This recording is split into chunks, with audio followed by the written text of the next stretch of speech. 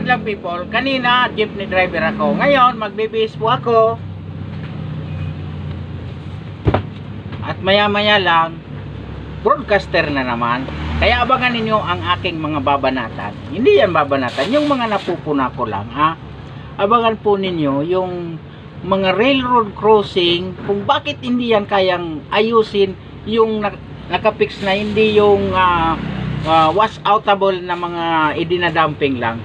At siyempre, yung mga nagtatrabaho dyan sa bugtong, bakit hindi ninyo kayang fill upan ang mga lubak-lubak dyan para smooth naman sana yung takbo ng mga sasakyan. Ang lalim na ng mga lubak, tapos kayo patuloy lang dyan sa pagtatrabaho na hindi man lang, nandyan lang yung mga buhangin sa barangay bugtong, yung mga tinambak niyo dyan, itambak na niyo dyan sa mga lubak. Sige na please. Pag hindi yan ninyo tinambakan, lubak-lubak ulit yan. At siyempre yung dyan sa bayan ng Daraga, bakit kasi ang liit-liit na ng kalsada, ginawa pang tindahan yung dalawang bahagi, magkabilaan pa naman yung outer lane ng ating kalsada dyan sa Rizal Street, Daraga.